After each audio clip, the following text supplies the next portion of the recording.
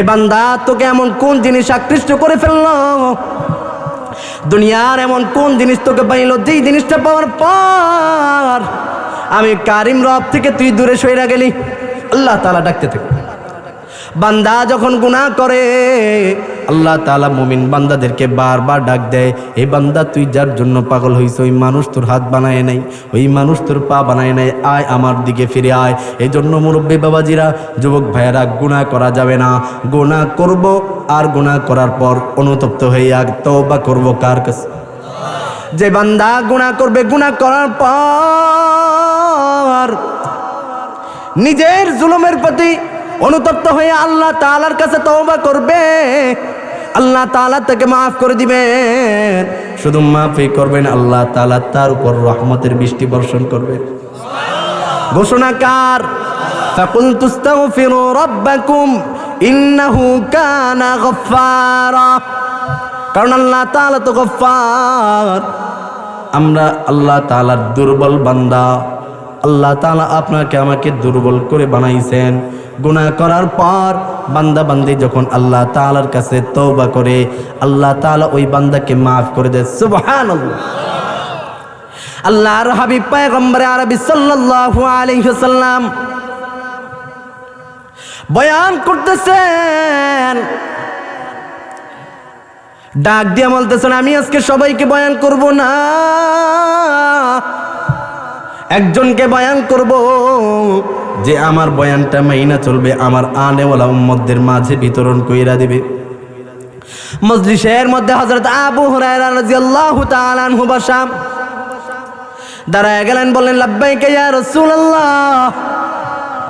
ও পয়গম্বর, আমি আপনার বয়ানটা মাইনা চলবো, আপনার আনেওয়ালা উম্মতদের মাঝে বিতরণ কইরা দিব। আবু হুরায়রা বললেন, আল্লাহর রাসূল আমাকে কাছে ডাকলেন, ফাআখাযা ইয়াদি, আল্লাহর রাসূল আমাকে হাত দিয়ে ধরলেন, আদ্দা খামসিন, একটা একটা করে আঙ্গুল গুনলেন, ডাক দিয়ে বলতেছে, আবু হুরায়রা, রে আবু হুরায়রা, গুনাহ ছেড়ে দাও, আল্লাহর মাহবুব পেয়ারা বান্দা হইয়া যাও। আবু হুরায়রা, গুনাহ করবা আর মনে মনে ভাববা আমি বড় আবেদ হইয়া গেছি, আমি বড় বুজুর্গ হয়ে গেছি, কোশ্চিন কালেও সম্ভব না। বয়ান করতেছেন কাকে? আবু হুরায়রা। আবু হুরায়রা, গুনাহ ছেড়ে দাও, আল্লাহর মাহবুব পেয়ারা বান্দা হইয়া যাও। আল্লাহর রাসূল আবু হুরায়রাকে বয়ান করতেছেন, আবু হুরায়রা, ইত্তাকিল মাহারিমা তাকুন আবাদান নাস। এই আবু হুরায়রা, আল্লাহ তাআলাকে ভয় করো, গুনাহ ছেড়ে দাও, আল্লাহর মাহবুব পেয়ারা বান্দা হইয়া যাও। যুবক ভাইয়েরা, মুরব্বী বাবাজিরা, আজকে তো আমরা সময় পাইলে খালি গুনাহ করি, গুনাহের মধ্যে লিপ্ত। কিন্তু যারা বুজুর্গ হইছে, তারা বুজুর্গ হইছে এমনিতেই বুজুর্গ হয় নাই, তারা সর্ব অবস্থায় আল্লাহ তাআলার ইবাদত বন্দি করে বুজুর্গ হইছে। কথা বলেন ঠিক কিনা? তারা গুনাহের মজলিসের মধ্যে বৈশাও গুনাহ করে নাই। কিন্তু আজকে সমাজের যেদিকে তাকাই না কেন, সব জায়গায় শুধু গুনাহ আর গুনাহ। কথা কয় না? গুনাহের ছয়লা। যে বান্দা গুনাহ করবে, গুনাহ করতে করতে তার এই জায়গায় একটা গোস্তের টুকরা আছে যার নাম কলব। এই গোস্তের টুকরাটা গুনাহের কারণে ময়লা যুক্ত হয়ে যায়। আল্লাহ রাসূল বলেন, প্রত্যেকটা মানুষের দেহের মধ্যে একটা গোস্তের টুকরা আছে যার নাম কলব।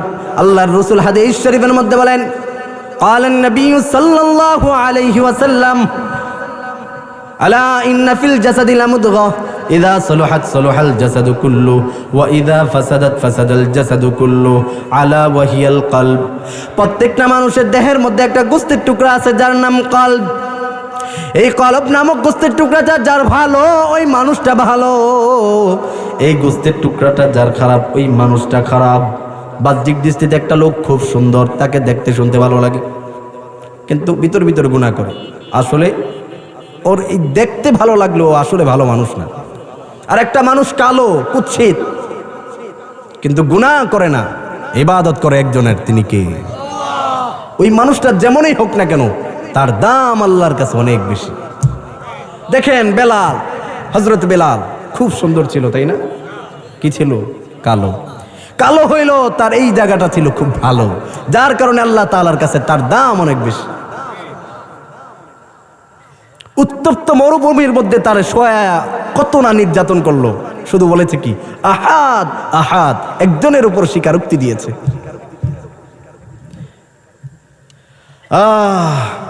মুমিন মুসলমান ইমানদার আল্লাহর গোলাম, এই দুনিয়ার জমিনের মধ্যে যারাই বুজুর্গ হইছে এমন কোন বুজুর্গ নাই, যারা আল্লাহ তাআলার ইবাদত বন্দেগী ছাড়া বুজুর্গ হইছে এমন কোন বুজুর্গ নাই। বাগদাদ শহরের একজন বিখ্যাত বুজুর্গ ছিলেন হযরত মিরাগ শাহ রাহমাতুল্লাহি আলাইহি। মিরাগ শাহ জবরদস্ত একজন আল্লাহর ওলির নাম, যিনি সর্বহালতে আল্লাহ তাআলার ইবাদত বন্দেগী করতেন, সর্বহালতে আল্লাহ তাআলার ইবাদতে লিপ্ত থাকতেন। মিরাগ শাহ সর্ব অবস্থায় আল্লাহ তাআলার জিকির আজকার করতেন। হুজুরের অনেক খলিফা ছিলেন, খলিফাদের মধ্যে এমন একজন খলিফা ছিলেন যিনি যেই স্বপ্ন দেখত ওই স্বপ্নই বাস্তবে রূপান্তরিত হইতো। আল্লাহু আকবার। একদিন ওই খলিফা ঘুমের ঘরে স্বপ্ন দেখে মিরাগ শাহ দুনিয়ার জমিনে বেঁচে নাই। ঘুম থেকে জাগ্রত হয়ে যায়, জাগ্রত হয়ে বিবিকে ডাক দিয়ে বলো, বিবি আমার, ইতিপূর্বে আমি এত আশ্চর্যজনিত স্বপ্ন দেখি নাই। যত স্বপ্ন দেখছি সব স্বপ্নের কথা আমি আমার শায়েখ ও মুর্শিদ মিরাগ শাহর কাছে বলেছি। আজকে আমি এক স্বপ্ন দেখলাম, আমার শায়েখ ও মুর্শিদ আর দুনিয়ার জমিনে বেঁচে নাই। ও বিবি আমার, ইতিপূর্বে আমি যত স্বপ্ন দেখলাম সব স্বপ্নে আমার বাস্তবে মিল হয়েছে। বিবি আমার, সব কিছুর ব্যবস্থাপনা করে দাও, আমার শহরে যাওয়া লাগবে, যদি মরে যায় তার জানাজায় অংশগ্রহণ করা লাগবে। স্বামীর কথা অনুযায়ী সব কিছুর ব্যবস্থাপনা করে দিলেন। শহরের দিকে চলে আসে, চলে আসার পর আয়েশা দেখতেছেন বড় এক মজলিসের মধ্যে বৈশা হযরত মিরাগ শাহ বয়ান করতেছেন। এই অবস্থা দেখার পর তার মনের মধ্যে কৌতূহল জাগলো, কি ব্যাপার, ইতিপূর্বে আমি যত স্বপ্ন দেখলাম কোনো স্বপ্ন তো মিথ্যা হয় নাই। মনের মধ্যে কৌতূহল নিয়ে দাঁড়ায় মিরাগ শাহ বয়ান শেষ করলেন। বয়ান শেষ করার পর মিরাগ শাহর চোখ চলে গেল খলিফার চেহারার দিকে, ডাক দিয়ে বলতেছে, কি ব্যাপার, এত পেরেশানিত অবস্থায় কেন দাঁড়ায় আছেন? ডাক দিয়ে বলতেছে, হুজুর, আমি গতকাল রাতে ঘুমের ঘরে স্বপ্ন দেখলাম আপনি আর দুনিয়ার জমিনে বেঁচে নাই। ইতিপূর্বে আমি যত স্বপ্ন দেখলাম সব স্বপ্নে আমার বাস্তবে মিল হয়েছে। মিরাগ সাহেবের মাথাটা নিচের দিকে ঝুঁকায় আমার অজরে কান্না শুরু করলেন। খলিফা ডাক দিয়ে বলেন, হুজুর, আমি কি আমার কথার মাধ্যমে আপনাকে কোনো কষ্ট দিলাম? বলে, না না, তোমার কথার মাধ্যমে আমি কোনো কষ্ট পাই নাই, তবে শুনে নাও, তুমি যেই স্বপ্ন দেখছো ওই স্বপ্ন বাস্তবে মিল হয়েছে। হুজুর, আমি কিছুই বুঝলাম না, আপনি আমার সামনে জ্যান্ত মানুষ কথা বলতেছেন, আবার বলতেছেন আপনি মারা গেছেন, কিছুই বুঝলাম না। হুজুর, আপনি আমাকে একটু বিষয়টা খুলে বলেন। এইবার মিরাগ শাহ ডাক দিয়ে বলে, তুমি গতকাল রাতে যেই অবস্থায় যেই সময়টা এই স্বপ্ন দেখেছো ওই সময়টায় আমি প্রতিদিন মালিকের ইবাদতে লিপ্ত থাকি, মালিকের জিকির আজকারে লিপ্ত থাকি। গতকাল আমার দিমাগ থেকে ছুটে গেছে, ইলম ছুটে গেছে, আমার ইবাদত ছুটে গেছে, জিকির আজকার করতে পারে নাই, ইবাদত করতে পারি নাই। এই জন্য আল্লাহ তাআলা তোমার এই স্বপ্নের মাধ্যমে আমি মিরাগ শাহকে সতর্ক কইরা দেয়, এই মিরাগ শাহ, জমানার বিখ্যাত বুজুর্গ হইতে পারো, জমানার ওয়ালিয়ে কামেল হইতে পারো, জমানার বিখ্যাত বুজুর্গ হইতে পারো, কিন্তু আমি মালিককে ভুইলা গেলি, আমি মালিকের ইবাদত থেকে দূরে সইরা গেলি, তার মানে তুই দুনিয়ার জমিন থেকে মইরা গেলি। আল্লাহু আকবার। এই দুনিয়ার জমিনের মধ্যে মুমিন বান্দাগণ বেঁচে থাকবে আর আল্লাহ তাআলার ইবাদত বন্দি করবে না, এটা হতে পারে? এটা হতে পারে না। মাছ যেরকম পানি ছাড়া বাঁচতে পারে না, মুমিন বান্দাগণ কখনো জিকির ছাড়া ইবাদত ছাড়া বাঁচতে পারে না। কথা বলেন ঠিক কিনা? মুমিন বান্দাগণ বেঁচে থাকবে তো জিকির করবে, ইবাদত করবে কার? আফজালু যিকরি লা ইলাহা ইল্লাল্লাহ, জিকির করে লা ইলাহা ইল্লাল্লাহ, লা ইলাহা লা ইলাহা ইল্লাল্লাহ, লা ইলাহা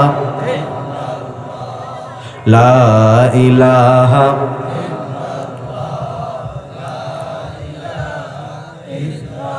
লা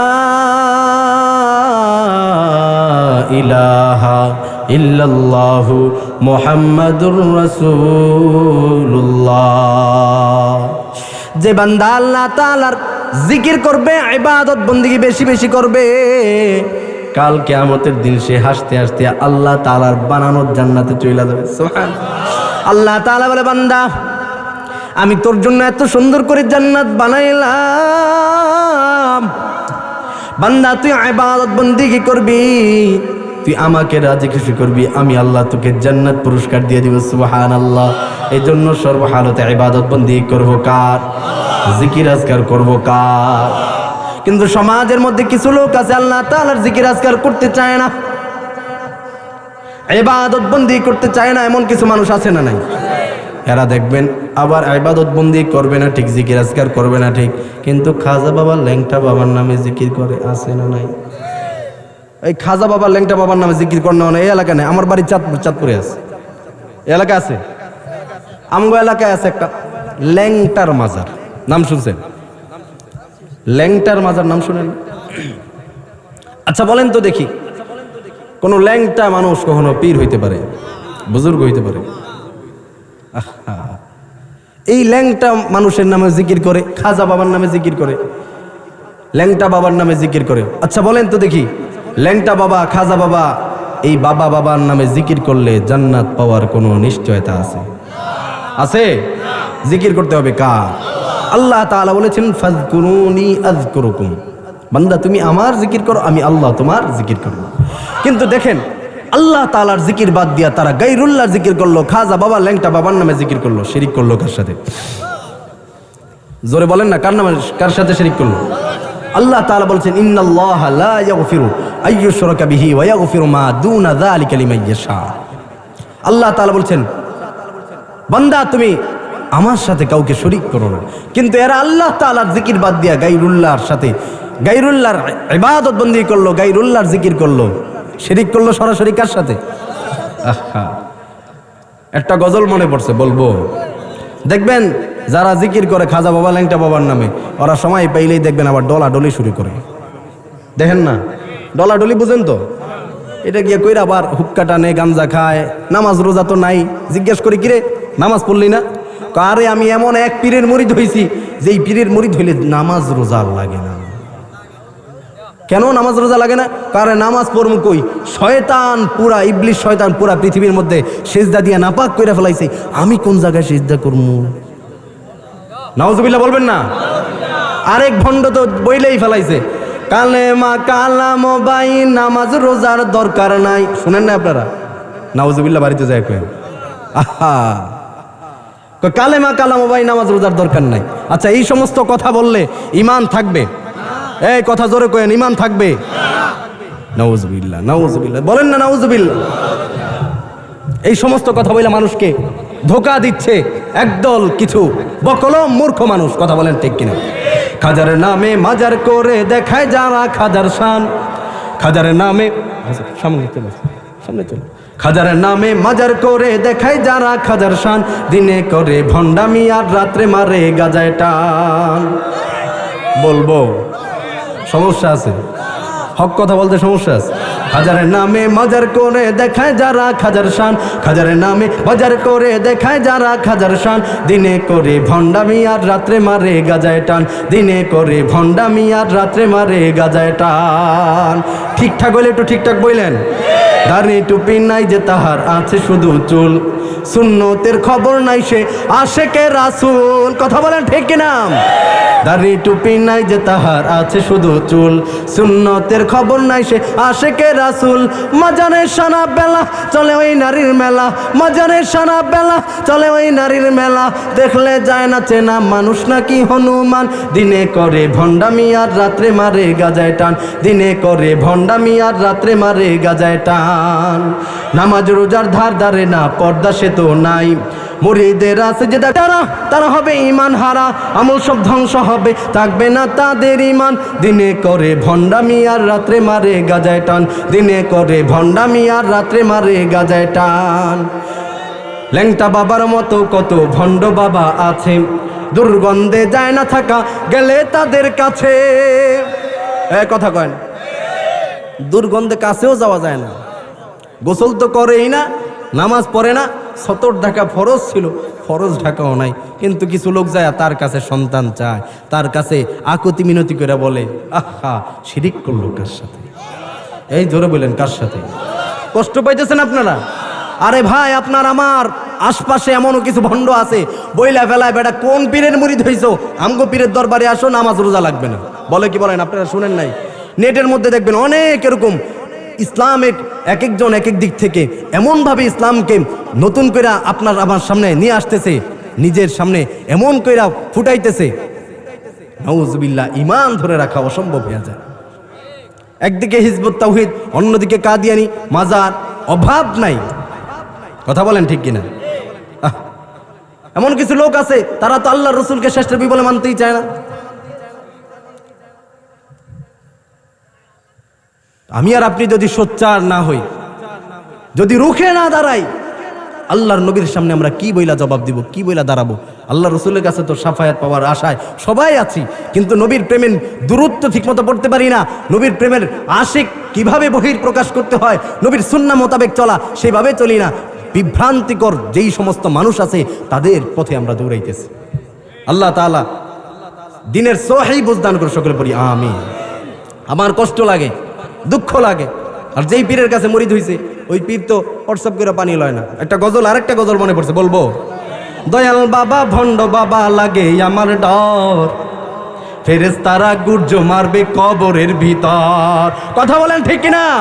দয়াল বাবা ভণ্ড বাবা লাগে আমার ডর, ফেরেশতারা গুর্জ মারবে কবরের ভিতর। হায় রে ফেরেশতারা গুর্জ মারবে কবরের ভিতর। দয়াল বাবা এমন গুণী, আরে মুইটা হালায় লয় না পানি। এই কথা কোন ঠিক কিনা? জিজ্ঞাস করি কিরে পানি লইলি না? কই যেই পানি পানি করতে করতে হাসান হোসাইন কারবালার ময়দানে শহীদ হয়ে গেছে, ওই পানি আমার আঘাত লাগাইতাম না। এই নাউজুবিল্লাহ কয় না কা? এমন ভণ্ডের ভণ্ড।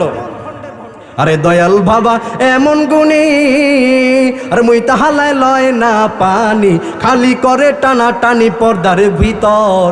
পর্দা বেপর্দা নারীদেরকে পর্দার ভিতরে টাই না, কয় তোমারও যদি আজকে না দেখি হাসর কিয়ামতের দিন তোমার দেখে আমি চিনবো কেমনে?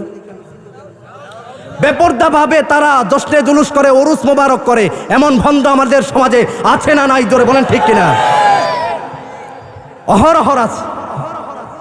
এই সমস্ত ভণ্ডদেরকে সোচ্চার করে জানিয়ে দিতে চাই, আমরা মুসলমান যতক্ষণ আছি, যদি কোনো ভণ্ড মানুষদেরকে ঈমান ধ্বংস করার পায়তারা করে, আমরা এই মোরেলগঞ্জের আজকের এই বাগেরহাটের ছোটখার বাজার থেকে স্পষ্ট ভাষায় জানিয়ে দিতে চাই, আপনার আমার সমাজেও যদি এরকম কোনো ভণ্ড আখড়া তুলতে চায়, আমরা প্রতিবাদ করব। কথা বলেন ঠিক কিনা? কারা কারা পারবো? দুটি হাত তুলি। নারায়ে তাকবীর, নারায়ে তাকবীর। পারবো তো ইনশাআল্লাহ? বাজান কষ্ট নিয়ে কথাগুলো বলতেছি, কারণ হয়েছে আপনার আমার আশপাশে এমনও কিছু বকলম আছে, যা বলে তাই বিশ্বাস করে, যা নিয়ে আসে ওটাই মনে করে এটাই সত্য, কিন্তু ওলামায়ে কেরামের কথা বিশ্বাস করতে চায় না। কথা বলেন ঠিক কিনা? আল্লাহ তাআলা দিনের সহি বুঝদান করুক। কত মানুষ যে শিরকের মধ্যে লিপ্ত, আল্লাহ তাআলার ইবাদত বাদ দিয়ে যে বান্দা গায়রুল্লাহর ইবাদত করবে, সরাসরি শিরিক করলো কার সাথে? আচ্ছা বলেন তো দেখি, আল্লাহ তাআলার ইবাদত বাদ দিয়ে কেউ যদি গায়রুল্লাহর ইবাদত করে জান্নাত পাবে? এতই সহজ। আল্লাহ তাআলা দিনের সহি বুঝদান করুক। একটা উদাহরণ দিলে বুঝবেন। মনে করেন এই এলাকার আব্দুর রহিম মিয়া, আব্দুর রহিম কেউ আছেন নাকি? কষ্ট নিয়ে না, উদাহরণ দিচ্ছি। আব্দুর রহিম মিয়া ঢাকার গুলশান শহরে চাকরি করে। বাড়িতে আসলো এক সপ্তাহ পর, আয়েশা বিবিকে ডাক দিয়ে বলল, দূর থেকে আসছি, কঠিন ক্ষুধা পেয়েছে, খাবার দাও। বিবি খাবার সামনে পেশ করলেন। খাবার খাইতেছে, দেখতেছে তরকারির মধ্যে লবণ বেশি হয়ে গেছে। রাগান্বিত আওয়াজে বলতেছে, কি ব্যাপার, তরকারির মধ্যে লবণ এত বেশি হইল কেন?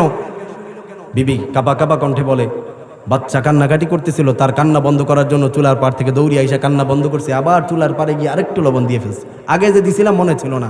স্বামী আমার, তুমি আমাকে ক্ষমা করে দাও, পরের বার এরকম ভুল হবে না। স্বামীর কাছে স্ত্রী ক্ষমা চায়, ক্ষমা করবে কি করবে না? জোরে বলেন। অবশ্যই করবে, কারণ এটা ছিল ভুল। পক্ষান্তরে 1 মাস পর আবারও বাড়িতে স্বামী আসলো। আয়েশা দরজার মধ্যে নক করে, কোনো খবর নাই। ঘন্টায় ঘন্টা চলে যায়, স্ত্রী দরজা খোলে না। কিছুক্ষণ পর ওই আব্দুর রহিম মিয়ার সামনে দিয়া বখাটে একটা যুবক ঘর থেকে বের হয়ে যায়। বলেন তো দেখি, যেই যুবককে চেনা জানা নাই, এই যুবক ঘর থেকে বের হয়ে যায়, এমন অবস্থা দেখার পর স্বামীর মন মেজাজ কি ভালো থাকবে না খারাপ হবে? বিবিকে জিজ্ঞাসা করলো, কি ব্যাপার, এই বখাটে যুবকের সাথে তোমার কি সম্পর্ক? বলল, তুমি অনেকদিন যাবৎ বাড়িতে নাই, অনেকদিন যাবৎ বাড়িতে নাই। তুমি বাড়িতে না থাকার কারণে এই যুবক আসা যাওয়ার পথে তার সাথে আমার সাথে একটা সম্পর্ক হয়ে গেছে। স্বামী আমার অনেক গভীরে চলে গেছে, তুমি আমাকে মাফ করে দাও, আমি অনেক ভুল করে ফেলছি। এইবার বলেন তো দেখি, স্বামীর কাছে যে স্ত্রী ক্ষমা চাইলেও ক্ষমা করবে? কখনোই ক্ষমা করবে না, কারণ আগেরটা ভুল ছিল, এটা কোনো ভুল না, এটা হচ্ছে সরাসরি গাদ্দারি। হ্যাঁ, জোরে বললেন, কথা বলেন ঠিক কিনা?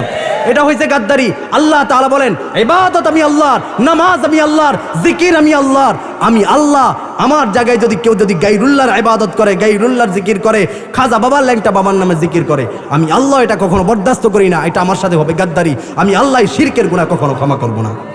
আমরা বান্দারাই দেখেন, সাধারণ ওটা আমি আর আপনি মানতেই চাই না। আল্লাহ তাআলার জায়গায় যদি গায়রুল্লাহর ইবাদত করে, আল্লাহ তাআলা মানবে?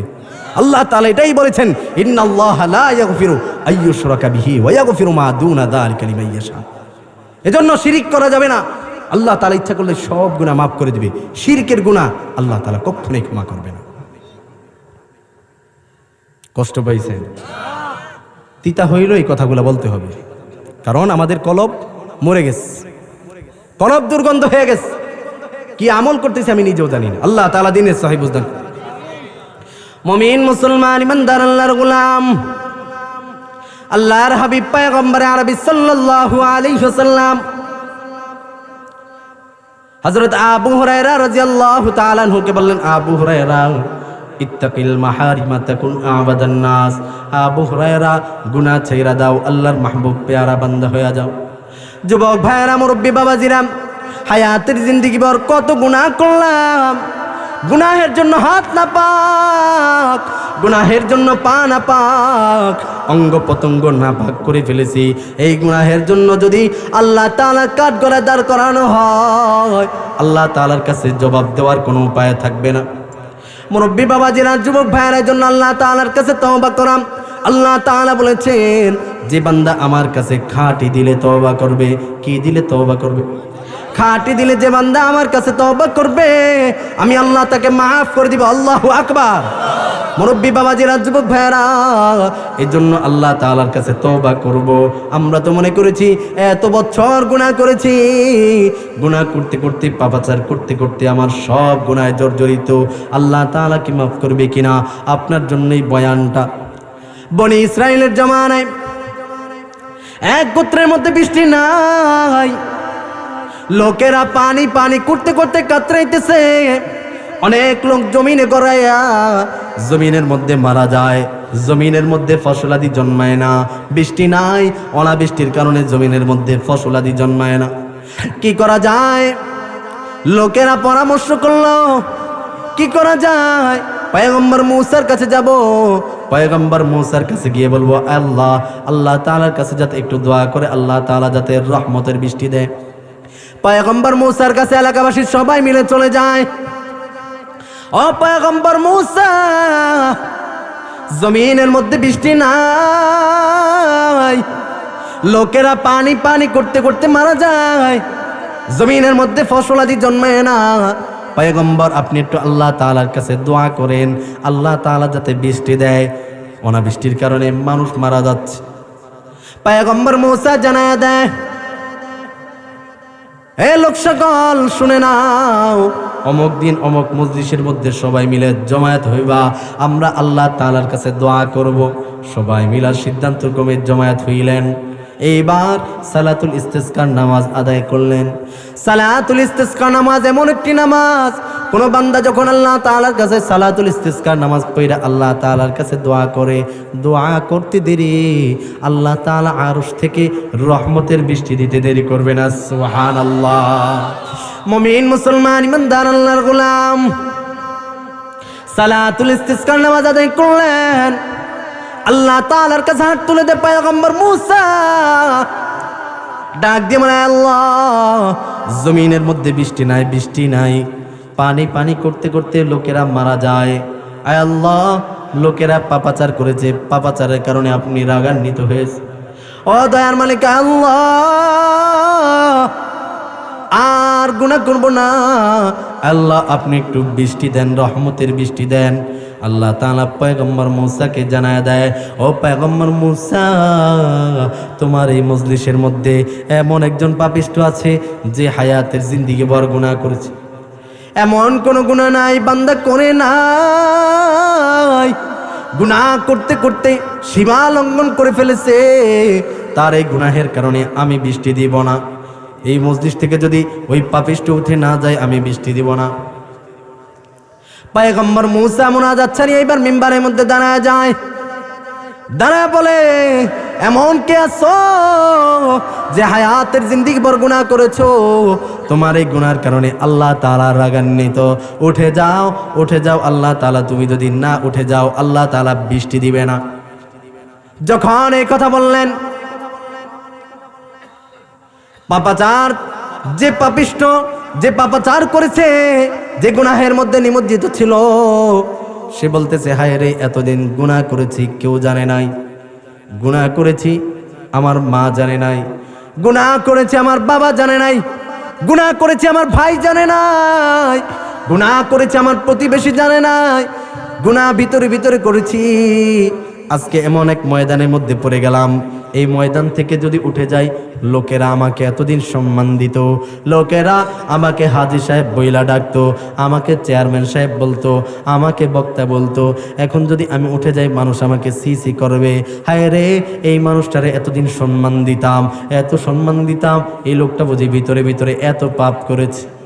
লোকেরা সি করবে। আল্লাহ তাআলার কাছে মায়ার নজর দিয়ে ডাক দেয়, আল্লাহ গুনাহ করেছি এলাকার কেউ জানে না, গুনাহ করেছি আমার ভাই জানে না, আমার মা জানে না, আমার বোন জানে না, প্রতিবেশী কেউ জানে না। আল্লাহ জেনেছে তো একমাত্র তুমি, কারণ আমি চার দেয়ালের মধ্যে গুনাহ করেছি। আল্লাহ আমার এই পাপাচারের কারণে তুমি বৃষ্টি বন্ধ রাখছো। ও দয়ার মালিক আল্লাহ, আমি যদি এই মসজিদ থেকে উঠে যাই লোকেরা আমাকে সি করবে, কোথায় যাব? আল্লাহ যেখানে যাব তা তো তোমার জমিন। আল্লাহ যাওয়ার মতো জায়গা নাই, ভাগাবার মতো জায়গা নাই। আল্লাহ কোথায় যাব, কার দরবারে যাব? আল্লাহ তুমি ছাড়া তো আমার আর কোনো রব নাই, আমার আর কোনো ইলাহ নাই। আল্লাহ তুমি আমাকে মাফ করে দাও। নিজের জুলুমের প্রতি আল্লাহ তাআলার কাছে অনুতপ্ত হইয়া চোখের পানি ঝরায়, চোখের পানি ঝরায়, কান্নাকাটি করতেছে, চোখের পানি ঝরায়। আল্লাহ তাআলার কাছে যখন রোনা জারি করে, চোখের পানি দুনিয়ার জমিনে পড়তে দেরি, আল্লাহ তাআলা আরশ থেকে রহমতের বৃষ্টি দিতে দেরি করে না। সুবহানাল্লাহ। যেমন তাতে বৃষ্টি শুরু, নারায়ে তাকবীর, নারায়ে তাকবীর।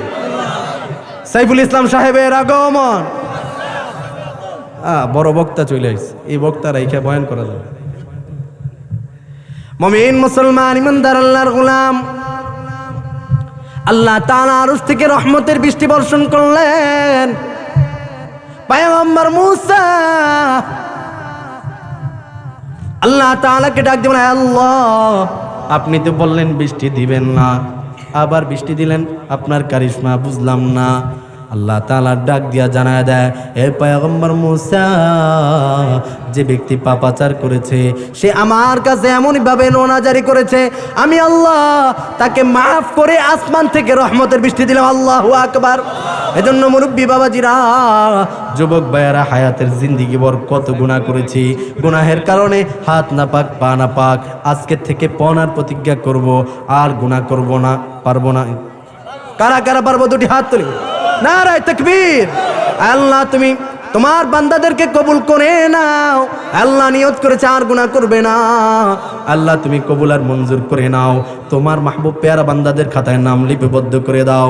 ও যুবক ভাইয়েরা, মুরব্বী বাবাজিরা, গুনাহ হয়ে যাবে, গুনাহ হওয়ার পর আবার যদি ধারাবাহিকভাবে গুনাহ করতে থাকি, গুনাহ করতে করতে এই কলবটা দুর্গন্ধ হয়ে যাবে, পাপাচারে দুর্গন্ধ হয়ে যাবে।